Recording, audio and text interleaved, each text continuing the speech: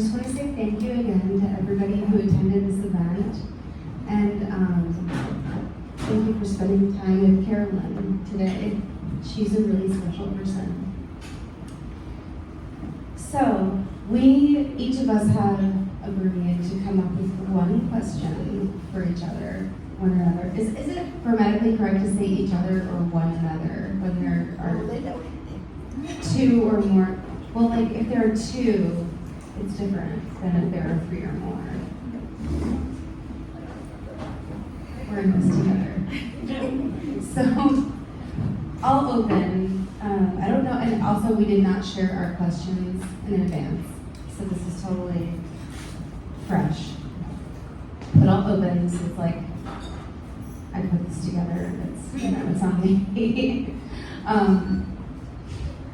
So I just read two passages about you, each of you, where you, after Carolyn's death, were visited by her in dreams or otherwise. And I wonder if you can posit an explanation for that. What kind of meaning do you place on those visitations? How do you think about them today? I think maybe my answer might be shorter, so I'll start. Can you also just repeat that one more time? Yeah. After Carolyn died, she visited you in dreams. She visited other people too. There were many stories like this in conversations I had with people I interviewed for the book, and I also had a sense that Carolyn was with me. And so I wonder, and I wasn't even the closest person to her, I had a sense that she was really special, and I think that's some explanation for that, right? But I wonder, can you explain what was happening in those visitations, and what kind of meaning do you place on those today? I can, not that this is like the end of my answer, but I have a first thought that I can start with, unless you would like to. Yeah? Okay. I feel very grateful that you're asked this question, because when I read your Lit Hub article, I felt really affirmed, like my visitation felt really affirmed, because I was like, oh my God, that's how she was with me too, And it felt like, because I'm not, because I'm from here, like probably many people in this room, like, we don't have guidance about what mourning is like or what death is like, Like we just really left on our own with that, and so the things that happen are alarming. They're really weird. They're really weird, and some of them are nice, and that feels weird too, And one of the things that in this horrific time, one of the things that was nice was that there was I had a really clear sense that I could see her, and I knew where she was, and it was just a brief period of time when this was true, but I felt like I could see her, I knew where she was. It wasn't like a dream visitation, but it was like, it's like, oh, my friend lives in California, oh, my friend is over here in the cosmos, like, looking as chic as she always did, and like, like a French tomboy, like, right? Does that sound right? Just like so femme and so like bold at the same time.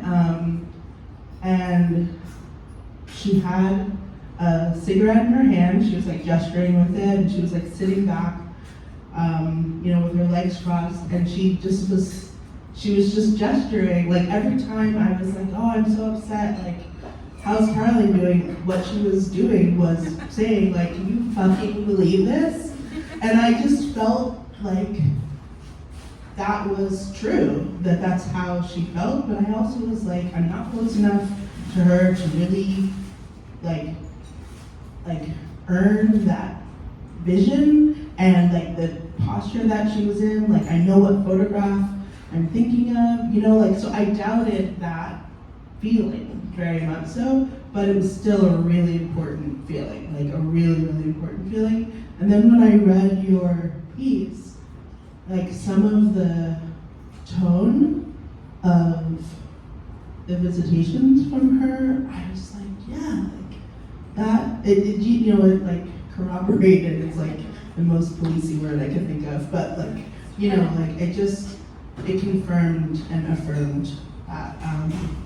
And that was like a private thought that I was having in the audience there, and it just means a lot to me that you asked us about it and even like read both parts of the book, because that's a really tender, private feeling that like I feel very insecure about, but it's also like very precious to me, and it's helpful that it's okay to be public with that, and that it's like not uncomfortable for other people or even like welcome for other people, and like something that you and I who have like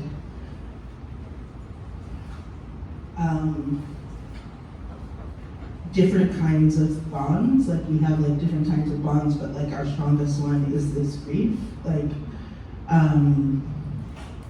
and I just feel like a relief.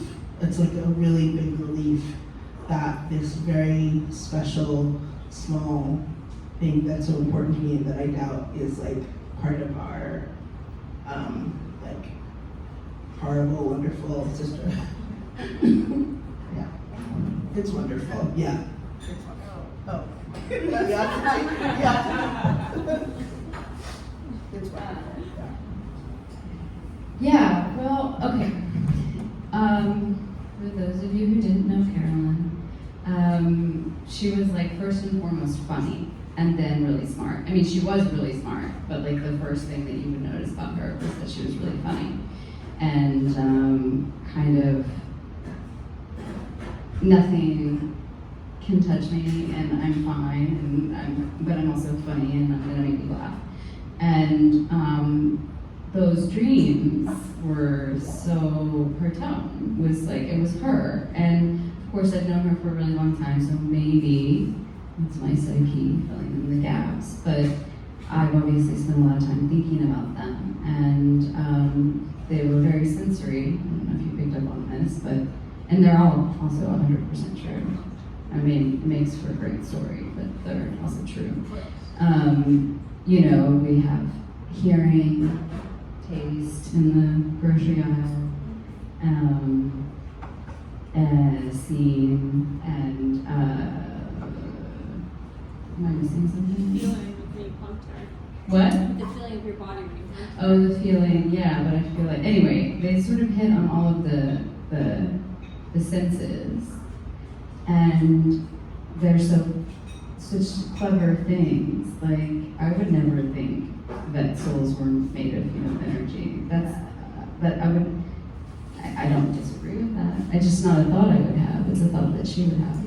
So it was totally affirming for me to like have that experience with them, and especially when something like this happens, I think you want so badly to still believe in magic and still believe that like there's some kind of plan, because otherwise that just means that everything that means anything to you could just disappear for no reason. I still wrestle with that, right? But the dreams provided me with what felt like very good evidence that I'm not alone in this grief, and that she is still really real somewhere, and it had, yeah.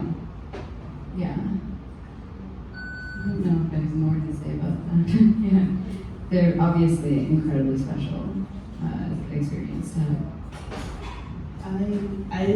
I want to support what you just said, of just like maybe a non-personal answer to what you're saying is like I do think it makes sense that like kind of cobbling together different things that I've half remembered from different world religions, or like how death, how varied people talk about death, formally or informally. It does seem like it makes sense that somebody's spirit would be everywhere. It seems like it makes sense that somebody's spirit would be everywhere, and that maybe that's kind of true when we're living also, but that like it's that the body like, you know, kind of holds the spirit like in this like more intense way, and then when the body and spirit relationship changes in death, like the spirit has like it seems like obvious to me that the spirit is like, all right, I can go anywhere now, and like I'm gonna hang out with everyone at once, you know. So it seems like it's like a new kind of, it's like a new kind of understanding that is not emerging from anything formal I've learned, but that it just seems reasonable. that you know, these dreams would happen, these visions, and that it would be kind of part of grieving, because that's like the beginning of the departure, you know, like when the separation has happened. I don't know if you want to have some more to say. I guess was kind of wondering whether you had each heard of other people's experiences like yours, where Carolyn Carolyn? visited them. Have you? Do you think there's a reason she visited you two?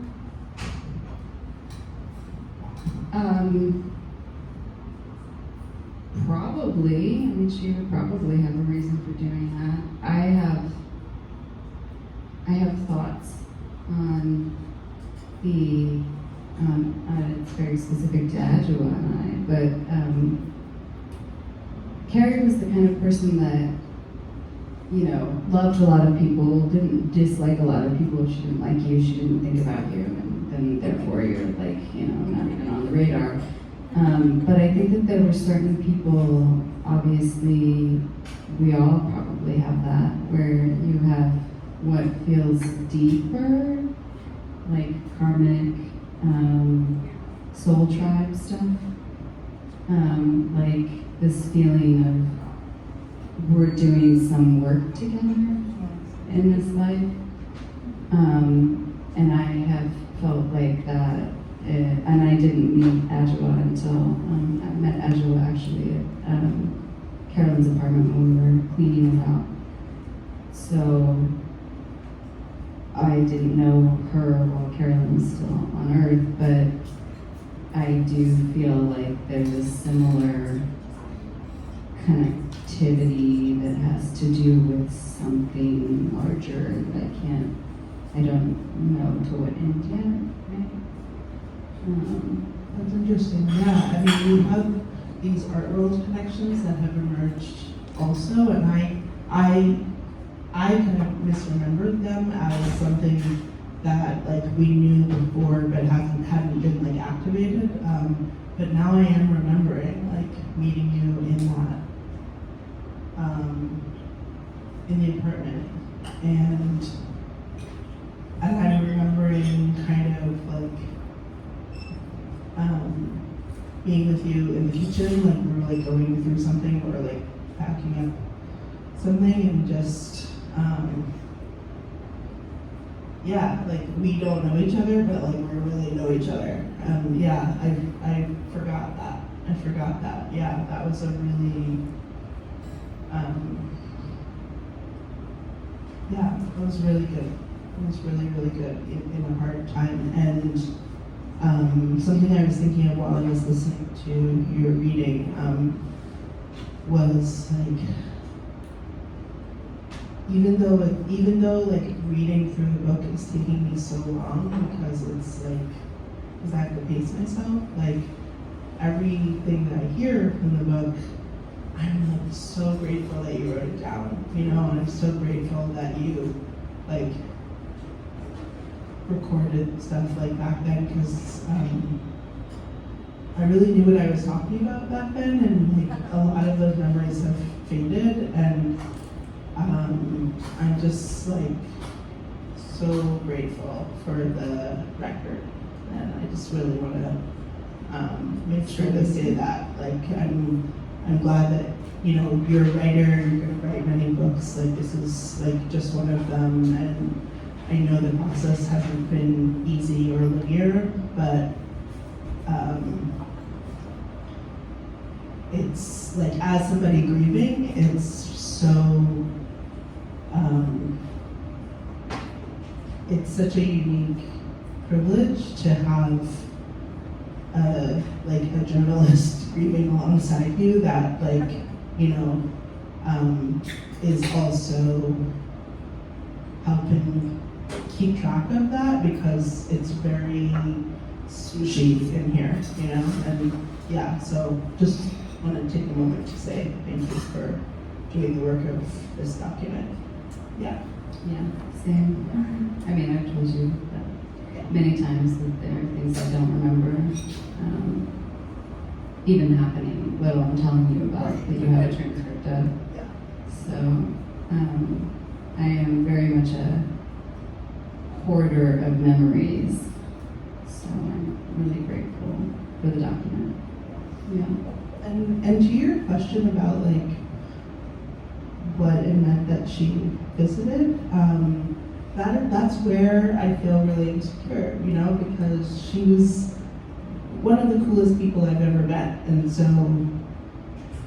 I would love to think that she visited me for a reason, but then I can also see her being like, girl, like, relax, you know, like, I don't know, you know, like, I I didn't say that. No, but not in a mean way, but, or in a dismissive way, but like, if we were talking about somebody else, I can imagine like an intellectual conversation with her where it's like, well, of course you would want to believe that because that person is, like, you have a lot of affection and admiration for that person, but like, you don't know how they felt, you know, you don't know. And I know that you just said that she visited, like, that you've heard many people like say that she visited them, you know, and the two of us have these memories, but if other people do too, then like logically I feel like not going down that road of like holding that memory, in part because like I didn't grow up with her, like I have like a very small But that reaction. has less to do with it. I can tell you how she would Okay. respond. Okay. She would respond by being like, oh my God, of course. Obviously that was me.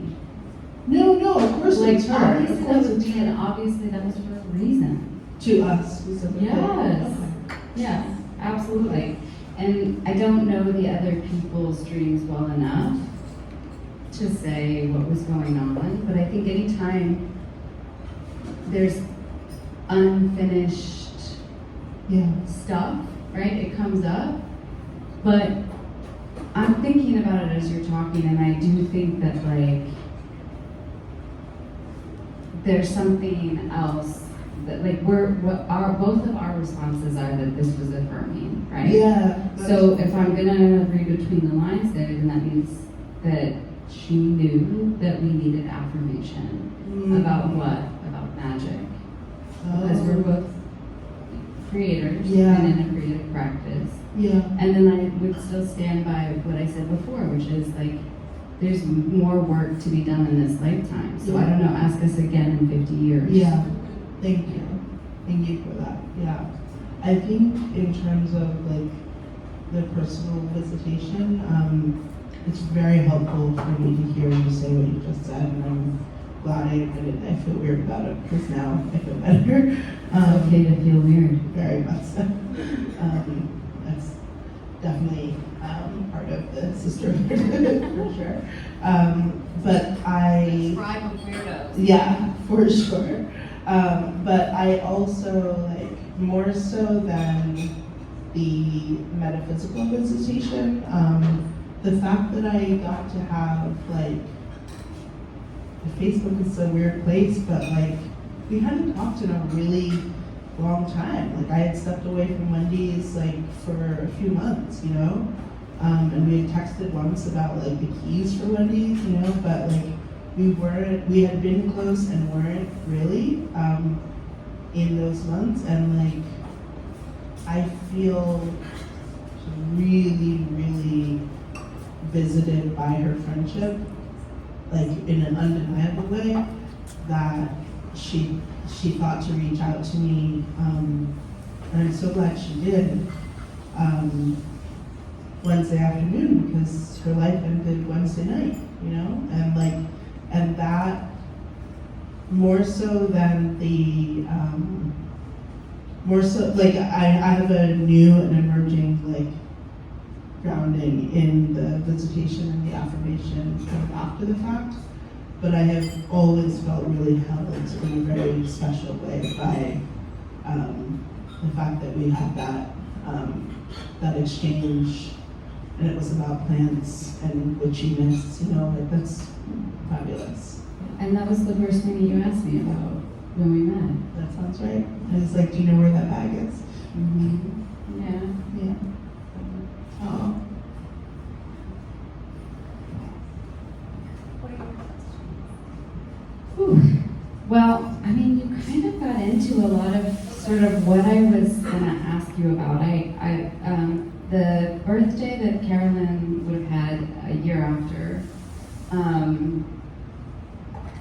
we held a birthday party, and by that I mean I was very insistent that we have a birthday party at Wendy's Subway, and I got cake and whiskey, and we made a playlist and whatever, and I got completely wasted and angry at a lot of my friends that I felt like weren't there for me in ways that I definitely was not vocalizing my needs around. And at the end of the night, I mean, not like I was having a fight in my head, you know, maybe on text. At the end of the night, it was just us. And Adjua was the first person to ask me how I was doing in my grief. Like, say it outright like that. And I think that we're probably pretty aligned in our comfort zone being taking care of other people and maybe not, you know, making space for our own. And I just was like, I don't even know how to answer. I don't even know what you mean. I don't know what you mean. Like, and you texted me the next day too, to just check up on me. And I remember I was in the bathtub still crying. And I just felt like, who is this person that I never knew even existed, that cares so much and also can talk to me in my language? And so my question was going to be, has anyone ever done that for you about this? Where are you at in your grief? And you kind of got into some of that, so that was my main question. But then the other question I had is how do you think that your life has kind of diverged or is different because of Carolyn?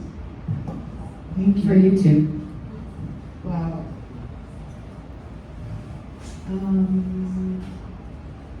Just like trying to feel what you just said. It's so nice. I'm so glad for that memory.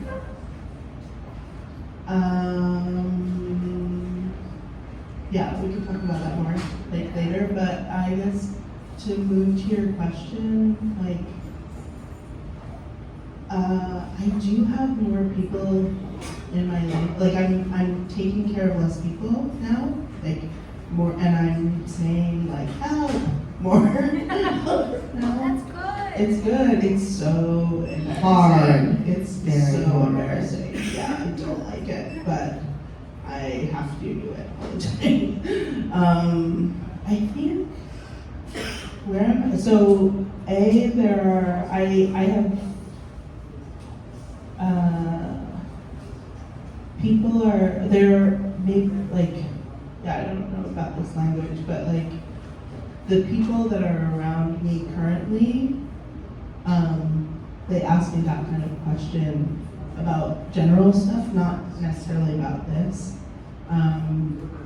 Like I'm around like really thoughtful people and like know how to find them and like hold them now and know how to notice them. So that's an update. That's a great update, you know? That feels really good to notice and to say, and that is something that I've noticed. And yeah, no, people don't really ask me about Carolyn, in part because I moved away from people who knew her, and also because I still don't really know when it's okay to tell people that this happened, like, but like sometimes I'll do stuff like I did today, like the Uber driver bringing me here, like I told him why I was coming to the bookstore, and like I told him about her, and like you know, very quickly, it was a very short ride, but like I told him what happened, you know, some version of like what happened, but I told him, and I told him that like my group of friends was that were artists and writers and teachers, and that we're all dealing with this, and like one of the ways one of us dealt with it is that she wrote a book about the whole thing, and he was so happy about that, you know, and like we were talking about how strange it is that so many people have dealt with like this unique, horrible thing that happened. Like, it's dizzying to think about like how disruptive and disorienting and like forever changing this trauma is, and also to scale that to like this happens all the time. People lose their friends through violent murder all the time. Is like, and my brain still can't really hold that, and makes me feel very tenderly towards the world in general. But at the same time, I think the last person that I told that this happened was some friends from the literary arts program who live in Providence, and like, you know, follow Riff Raff on Instagram, and like, you know, very quickly, like you read things on Instagram, they were like, oh my God, I'm coming to your reading. And I was like, oh, you know, like, please come, but like, I want to like protect them. I don't want them to like. It's a strange thing. It's strange, I right? think the weirdest thing, and one of the hardest things, it is that all of a sudden you tell people what happened, and then you have to take care of them because they're now, they don't know how to deal, and also I can see it. They are now freaking out about what if that happened to me. And so you have to like hold space and be like, it's okay. Wow. I mean, it probably won't happen. You know, I mean, whether you're saying it or not, all of a sudden you're in this like position of having more information than they do. Yeah. And it's exhausting. I really understand You know? that. Yeah, Like, I really understand that. So, but you're not responsible for doing that. No. But it is very weird because if you do get in the habit of being radically honest, like I have, you will learn that people are so freaked out when you Yeah. tell them your truth. Yeah, So, yeah, and that's true for violent death and for depression, you know, like I'm really, really dealing with a lot of mental health strain from like COVID and grad school and like other stuff, and you know, people asking how I'm doing. I just like, I don't want to, like I was saying to you with Brenda, like I don't want to lie to them, but I also, I need to tell them the truth, you know, and it's like figuring out that negotiation. And it's very interesting for me to hear you say this thing about like telling a kind of truth that worries people so much that then like they can't help you for a minute or for longer. Yeah, for longer. for longer. Yeah. Yeah. But I also want to comfort people. I want Yeah. to tell them that it'll be, it'll be okay, even though it's really terrible. You can't explain. So I'm not like out here being like, yeah, bad things are gonna happen. No, like, no, it's really but soft. it's emotionally exhausting. Is what Yeah. I'd say. Yeah, I think it's important to name that exhaustion. Did I answer your question? Was that? Yeah. Okay. Great. My question. Well, let me just speak Oh, for please, a second please. on that. Like, Yeah. So it's been actually really nice to travel the country and meet people who didn't know Carolyn, who I didn't know before, but who knew Carolyn. There have been people at each of these events who knew her at different points throughout her life, and I think that has been kind of healing in a way I didn't expect. I had hoped that people who knew her would come to the events, but I didn't know who that would be, and I talked to as many people as I could over the course of 7 years in doing this research, but there's no way to meet everyone who had ever met this one person, right? I mean, try to make a list of everybody you've ever met in your life. How many people would that be, right? So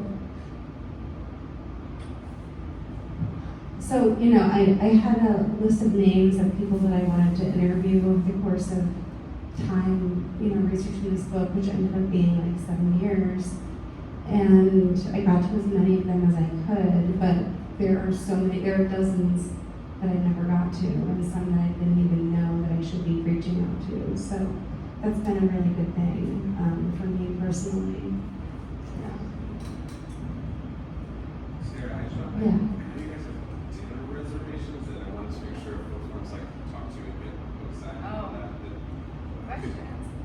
Well, but My question was actually very similar to yours, so I feel like we're pretty good. Yeah. okay, Okay, great. cool. Questions? Are there any questions? Anybody want to ask questions? Yes. Yeah, we have time. Do you want to, the microphone? Yeah. You got this. Oh, yeah. Thank you.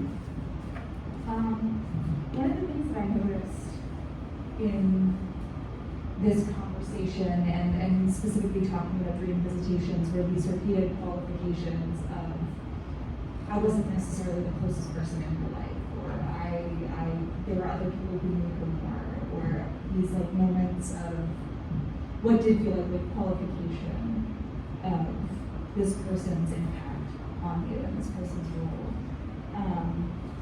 I've written down my question here so I can try to be cogent.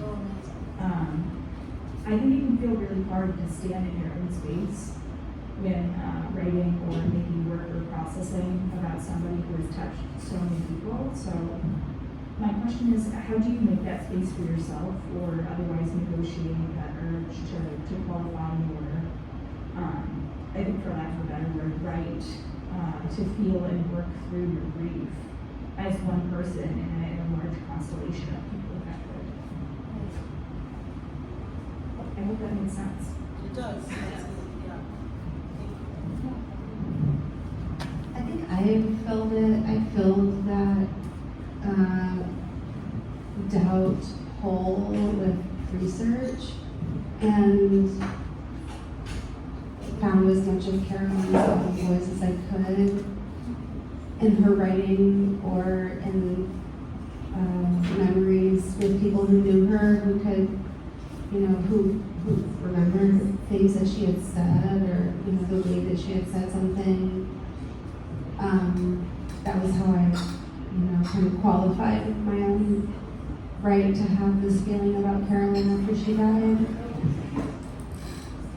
I can also just honestly stand behind some of my own experiences with visitations from Carolyn. I think just a feeling that I had that she was there with me while I was learning about her, and times that I had reached out to her personally and asked her for guidance, and in the course of doing this research, when I really feel like she responded.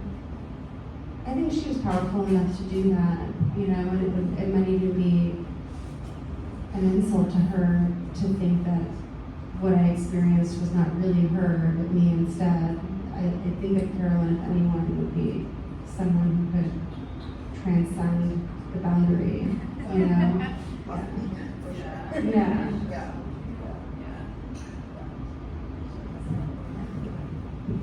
I mean, I don't have doubts about knowing her or what she would do or think.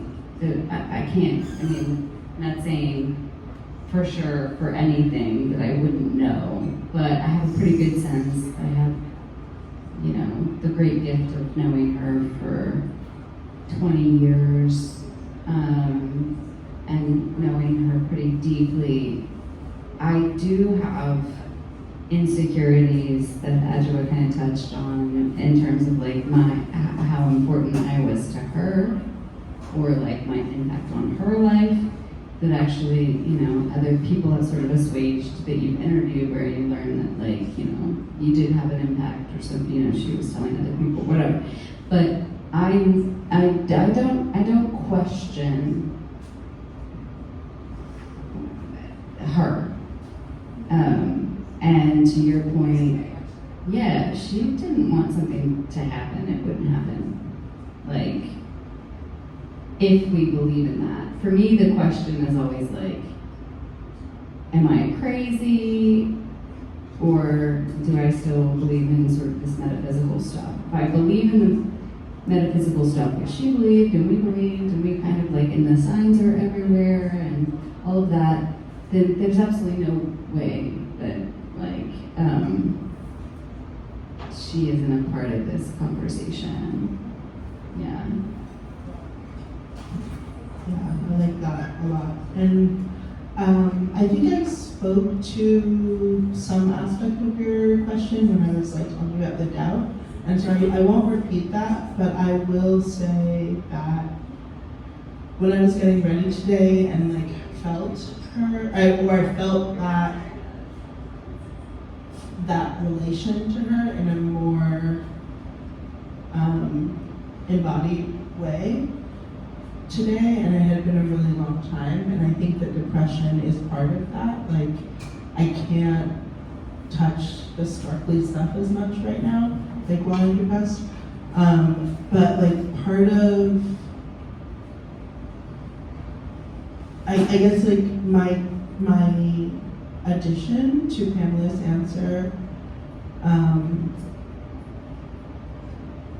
is like something about like rising to the occasion, which very much feels like I'm remembering what it was like to be around her, which was like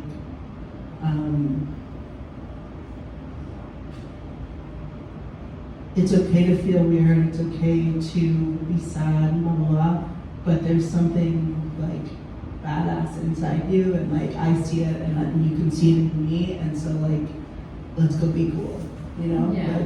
like that kind of thing. And so I think part of it is like I have full body chills saying that, like I think there's something about like what was your question again? Your question was like, how do you navigate the doubt? Something like that, right? Yeah, and I think for a long time, I felt that you had to, I mean, this is what people say about courage, right? It's like, we know this, but it's very easy to forget it, that like being courageous is like feeling like you can't do it, but trying anyway, and that's Not like, that many people think that. Do people are not love that? Well, no, I'm so happy that you said that, and that's awesome. Likewise, Oh. very Oh. affirming to me. Very affirming to me because I feel like people are always telling me that I'm courageous and I wasn't afraid. You know, or I didn't have doubt. I was just doing it, right? And so I love that you said that because that actually is, like, courageous would be, you know, me doing something that I actually wasn't sure I could do, right? Not just being confident, right? But I just wanted to add also that the pulse, the heartbeat, the thing that has always pulled me along is like stopping and thinking, if I don't know, what would Carolyn want? And she would want to be remembered, but in a way that was fun and funny and celebrated. New Orleans style, funeral, like don't stop, get it together, have a good time. Remember all of the funny things I did and how fun I was and how cool I was, like, you know, that kind of thing. So like whenever there's doubts about anything, I just always go back to like, what would Carolyn want? You know, what would she want to do? What would she want to listen to? What would she have to say? Is there any questions, or we can just wrap this up? She's going to sign some books. Thank you for coming.